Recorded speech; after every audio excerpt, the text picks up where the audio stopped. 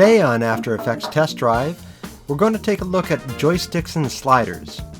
This is a script available on aescripts.com that at its core makes the process of character facial rigging and control easier and more intuitive.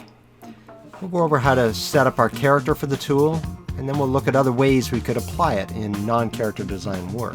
You'll see that you don't need to be restricted to being a character animator or perform character rigging to take advantage of what this script offers in your motion design workflow. So when you open up the interface, you'll see that it's got two tabs. One is called Joysticks and one is called Sliders, hence the name, right?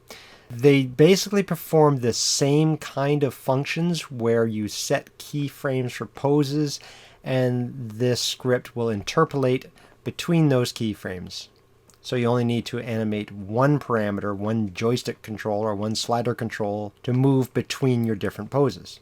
We'll take a look at joysticks first, and its strength lies in doing the 2.5D character facial rotation. That's what we'll demonstrate here. So I got my bear character here, and if you look on my timeline, I've got it divided up into the different parts of the face. So we've got nose, right eye, left eye, mouth, head, right ear, and left ear.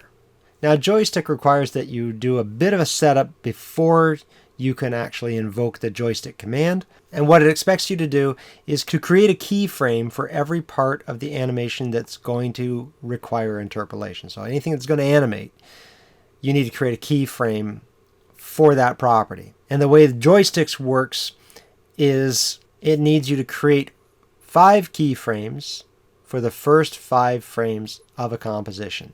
And the order of those keyframes is front view, right view, left view, up and down. So that's what we need to set up first with our character. We need to position our character features so it looks like he's looking to the right and to the left and up and down, and make keyframes for each one of those parameters that changes to create that illusion. So as an example, we'll start with the nose. So on the nose, I've already created the first keyframe for all the parameters that I'm expecting to change on the first frame of our composition here. So I'll select all of the shape layers and scroll down here, and you can see there's a keyframe for path, position, scale, and rotation. Now, I may not use all those parameters for every one of the shape layers, but that's just my starting point. So let's scroll to the top. Let's close that down. We're going to start with the nose. So we have our first keyframe for the nose facing forward. That's what Joysticks wants to see, a keyframe for the state of that layer when it's facing forward. Now we can move to the second frame. Just page down, we go ahead 1 frame. Now Joystick wants to see what this shape layer looks like when the character is turning to the right. So let's zoom in here. We're going to move our nose over. I'm going to change the path a little bit so it looks more like a side view. Motion this out a little bit. So there we go. So that might be from front to right. And you'll see that I did not affect the scale or rotation, but Joysticks requires that you have a keyframe set regardless of whether you change that property value or not. So we're going to just hit the keyframe buttons there, even though those properties are unchanged. Next, I'll go to the right eye, move it over approximately in place. I might scale it down just a little bit, maybe a slight rotation, just slight rotation. There, I'm happy with that state. I didn't change the sizing of the path, but I'll select a keyframe there anyway. Same thing with the left eye. We'll pull it over. I'll close these up. And I might rotate it ever so slightly. Just a little. I didn't change scale or the path size, but I'm going to select those keyframes anyway. Close that up, go to the mouth. U key to open the keyframe properties. I'm just going to pull this up a little bit. I'll change the position over a little bit. Maybe I'll adjust the path here. So Joysticks will recognize any property that can be interpolated between keyframes. So if it can be interpolated, Joysticks will read it and will do the interpolation for us. I don't know if I need to do, maybe just do a bit of rotation for interest's sake, and then press the keyframe button for the scale. Now we can animate the head, zoom out. This is mostly going to be path I'm going to change, so let's just bring this in just a bit. I'm just guessing on how much I want to do this. Okay, and I'll select the keyframes for position, scale, and rotation on that one. Now the right ear, going from front to side, it's going to be a little smaller. Reduce it down, and it's going to also, the path is going to change a little bit, so okay, that'll work. And rotation wasn't changed, but I still hit a keyframe for that. And we'll do the same thing. Now we'll do the left ear, move it over. And you can see it's in behind the head right now, but we're gonna address that in a few minutes. I'm gonna change the scale up a little bit. That's fine for now. So there we have them from the front view and the side view. Not perfect, but we're going quickly here. Now the next frame, Joysticks wants to see what the view will look like when our character is looking to the left. So we'll go ahead to our third frame. Now Joysticks got a setup option here in the interface that makes this setup process a little bit easier for us, in that if we select all of our layers here and select this button origin, what it will do, it takes the first keyframe that we have set, which is our front-facing keyframe, and it will copy and paste those keyframes into this location. So if I hit origin, he pops back to facing center, and all of our keyframes are identical to what is in the beginning of our composition. It just makes it easier to build off of this front-facing view than it would be to try and move all the parameters that we've changed over to this side and changing them again. So now we can go through the process of moving the nose over to this side, and I'm going to adjust the path parameter, once again flattening it out, pushing it out a little bit. There we go. And I'll quickly go through and complete the other views, which will be up and down after this. So there we've got our 5 different views that Joysticks and Sliders is asking for. We have on frame 0 our front view, and then we have our looking to the right, our looking to the left, our looking up, and our looking down. And we have keyframe parameters on every single one of those properties. And the interface does provide a few additional setup options for you. The all filter will actually create keyframes for you if you had forgotten to create keyframes that didn't have parameters that changed. That button will do it for you. And the flat button will remove those keyframes that don't have any change. Now the final button over in the setup here is a path flipper. Let's just make a duplicate of my head layer here. I'm going to turn off the background. I'm going to isolate this. Now if I go to my path, you can see that my vertices are equal in number from left side to the right side. So on the left there's 1, 2, 3 plus our centers, and 1, 2, 3 plus our centers. If you have that sort of configuration where you have the equal number of vertices on the left as you do on the right, then let's say I've created my right view. I'm going to get rid of, just in this example, the rest of my keyframes here. I've created my right view of the head shape. I go ahead to the next keyframe that is going to require me to have the head be looking to the left. You can select the previous keyframe, which was the head looking to the right, and by selecting that keyframe, which is our path, and selecting the path flipper, it does a flip around of the exact shape, but now facing to the left. It just makes our setting up a lot easier. We don't have to try and duplicate exactly what we did when it was viewing this way. So it's a handy tool as well. So we're not going to need this one, so I'll delete that. So we have our different poses all set up. That's the way Joysticks likes to see it. So now we can go in and select all of our layers that we want to bind together into this joystick control. And then we hit the Create New Joystick button. Asks us to name it. We'll call it Bear Control. You can name it whatever you like. And it goes through and does its magic. Now if we select the Control Origin layer that was just created, and we can click and drag it off to the side here. And in the center is our Bear Control. And now when we grab this controller, you'll see that the movements are interpolated between the different poses. It actually looks like he's moving his head around in 3D space. It's a pretty cool effect. Now, of course, this is a parameter that can be easily animated. It's just the position of this null that is driving all of these different elements.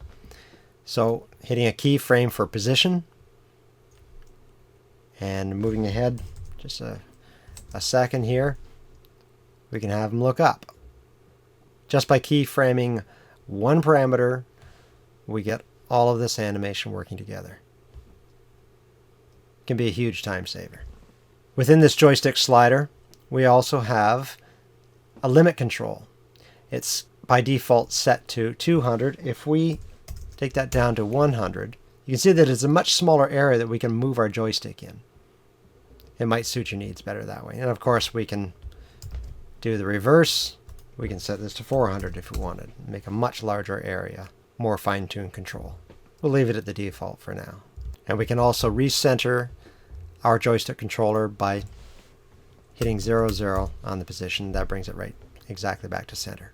Now what if we weren't terribly happy with the position looking to the right? Let's move this over to the right and take a look. Let's say, for example, I thought that the eye on the left should be in a little closer for whatever reason. Let's say I just wasn't happy with that. Just because we've bound this doesn't mean we can't make changes to this. So we don't need to, but I'm going to put this back to the center. In the interface, we have an unbind control. So if I were to click this right now, it would unbind all of these layers to this joystick and give us back control of our keyframes for positions. Because if you look at every one of our layers now, if I was to press U, nothing happens because those keyframes don't exist anymore. If I go to position, for example, it's now an expression that is being tied to joysticks. So I can't control this position of the nose or the position of the left eye that I want to change. It's not available to me. So unbind will give us back those keyframes and allow me to manipulate it. So let's select the left eye. If I select just unbind now, it will do it to all of our layers. But if I select just one layer and hold the Alt key and hit unbind, it will give us back the keyframes for that particular layer. Now you can see this might get a little confusing because the left eye itself is in its right facing position. We're on the second keyframe here. But the rest of our rig is still facing forward because the rest of our rig is still being controlled by the joystick. If I select the joystick and move around, you can see that everything else is moving, but the left eye, which I've unbound, isn't moving. So I could just move this over to the right, and I'd have to make sure that my position is 200 and 0, which is exactly to the right because we have set a 200 pixel limit. So now I can adjust this left eye knowing that this is how the rest of the facial features are set up at this point. So now if I go in with position selected and move the eye position in just a little tighter to how I wanted it to be, And if I wanted, I can do the same thing to the left view, but of course we need to get the joystick over to the left. So let's select the joystick and do the opposite, -200. And select my left eye. Actually, the left eye is fine. We might want to unbind the right eye and bring it in closer. Well, we can do that. Select the right eye, hold Alt down, and hit the unbind button. Now we have access to our keyframes again. So we just want position. I'll just hit P for position and just move it over in a little bit tighter. That's great. Now those are the positions that I like. Close those up and zoom back out. Center my controller. But of course the eyes are not bound yet. We need to rebind them to the rest of the rig. So let's select the right eye and the left eye. And with our bear control selected in this drop-down menu, there are no other controllers in this composition, so this is the only one here, so we're good. If there are other controllers in this composition, and you can have as many controllers as you like in a single composition, you just make sure that the correct joystick is selected here that you're going to rebind it to.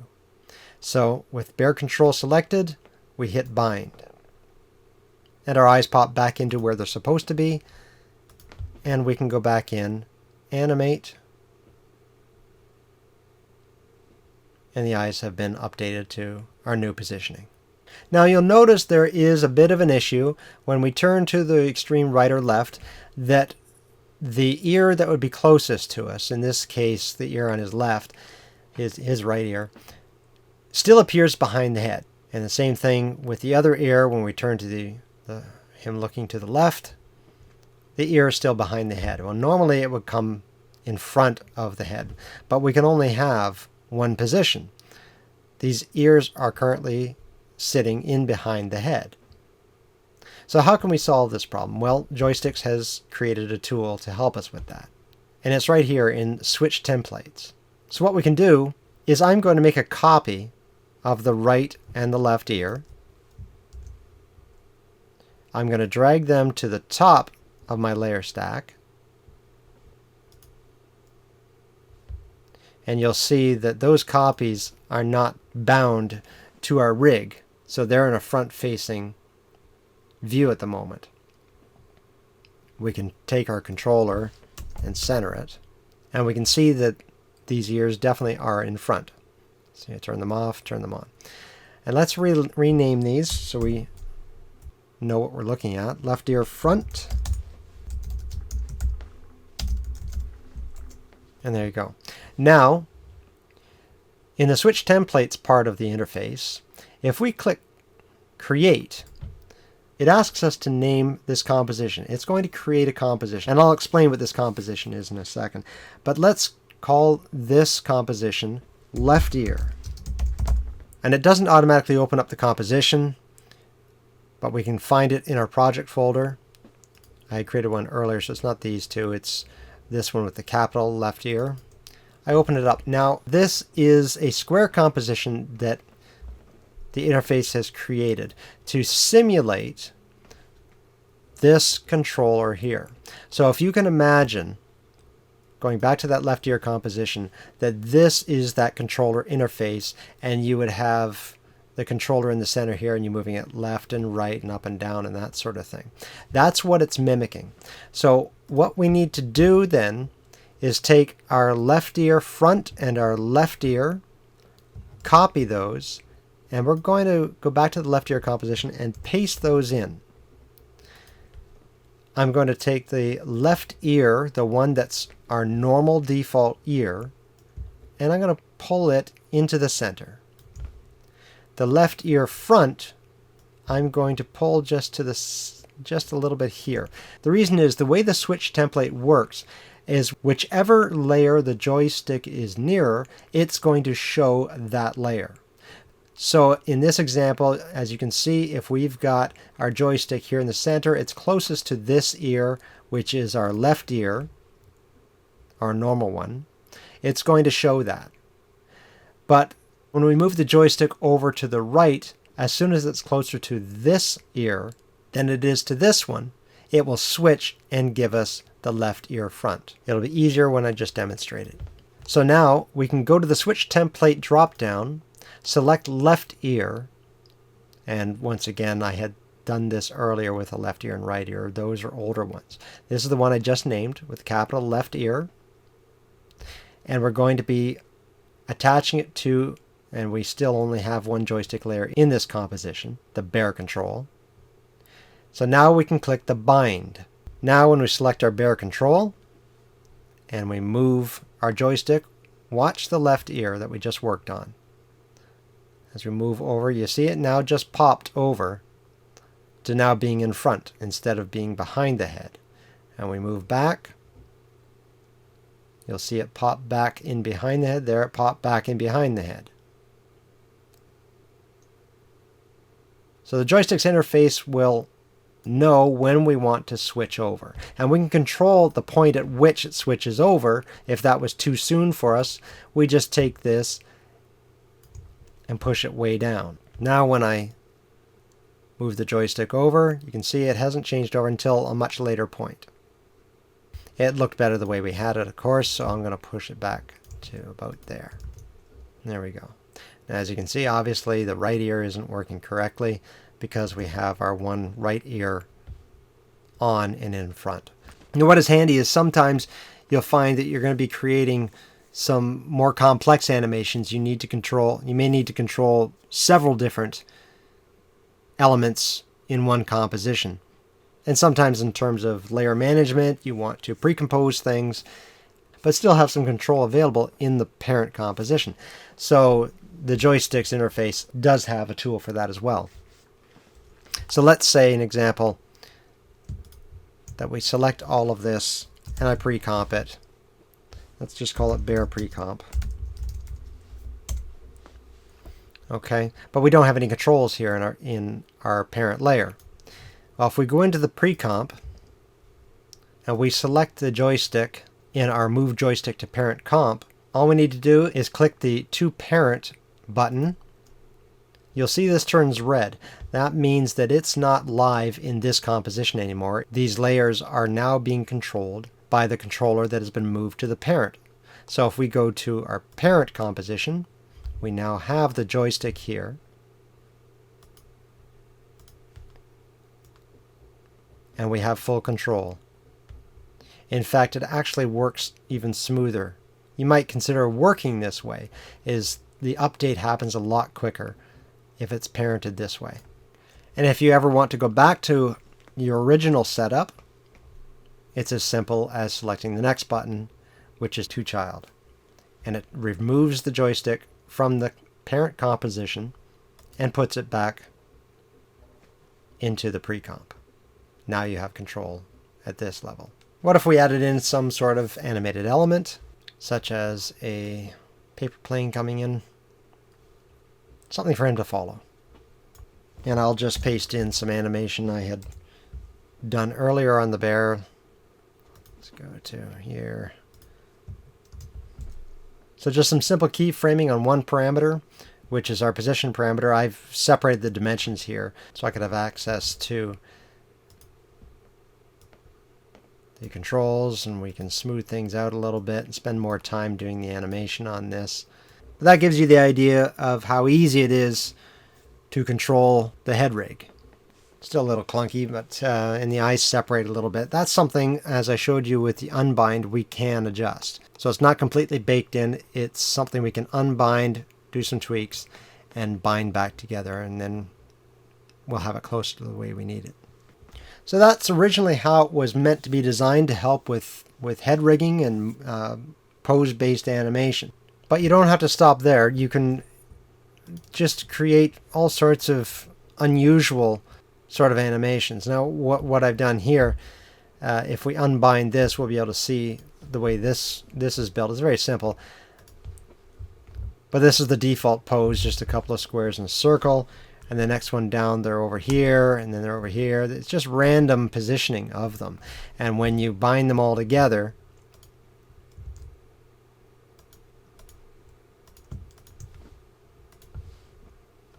and you move the controller around, they're randomly interpolating between those different moves. So you're creating an interesting parent-child relationship with different objects that could give you some pretty interesting looks.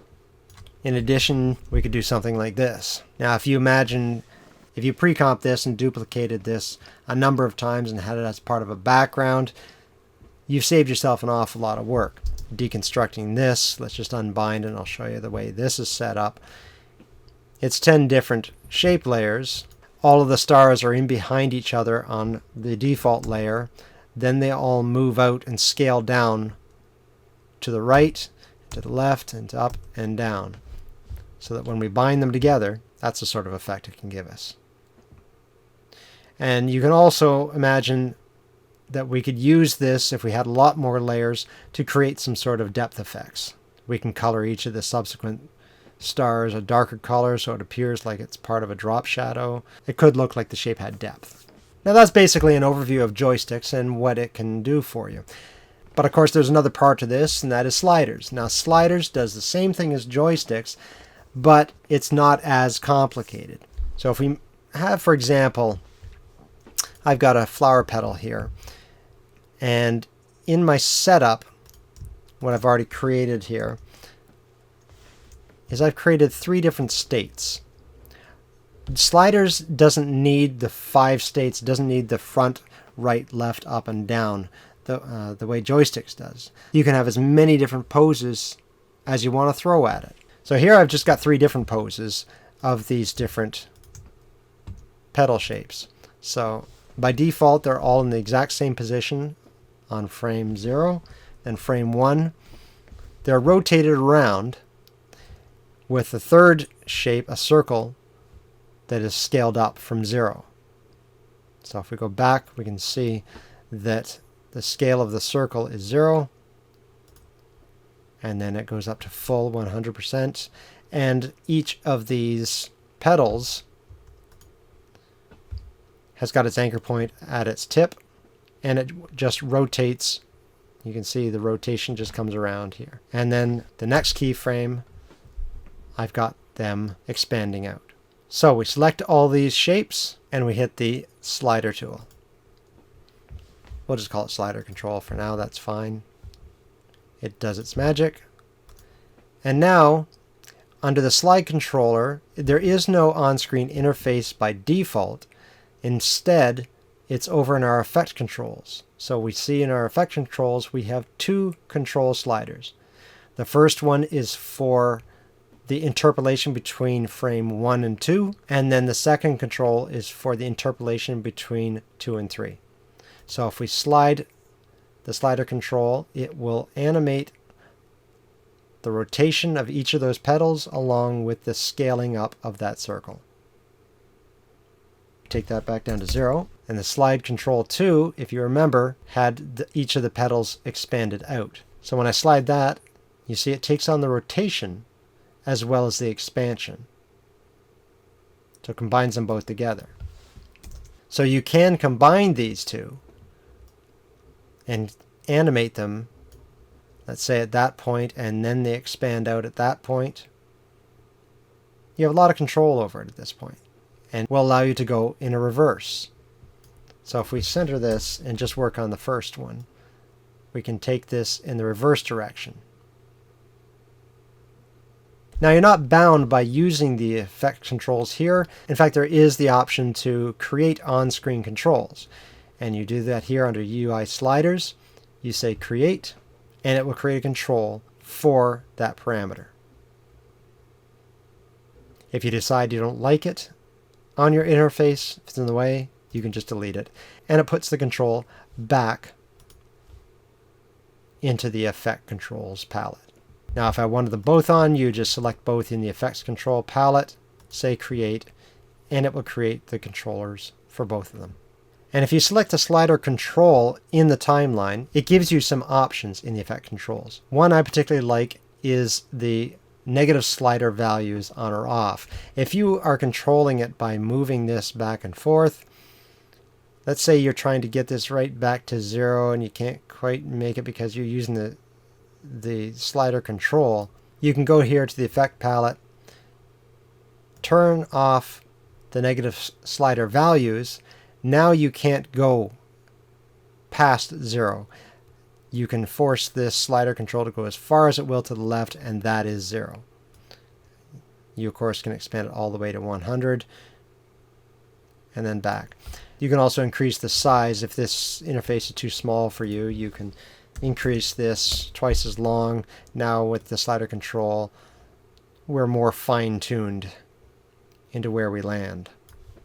I'll put that back to 100. The slider scale, we can change to 200% so the whole thing zooms up. And you can also change the size of the arrow if you want it. Make it huge, make it tiny, whatever you like. And also, instead of a horizontal slider control, we can also go vertical, if it makes more sense to you that way. And the interface is very much like joysticks. They have the same sort of controls. You have your bind and unbind, and you also have the ability to send the controller to the parent or send it back to the child. Now, of course, this was likely created with character rigging in mind, and let's put them into the interface. Now, I don't want these to go into negative values, so I'll turn that off. I'll do the same thing for pose 1. Now, when I adjust pose 1, I can animate all those elements by just accessing that slider. Take this back down to 0 and have him go from the default pose to pose 2.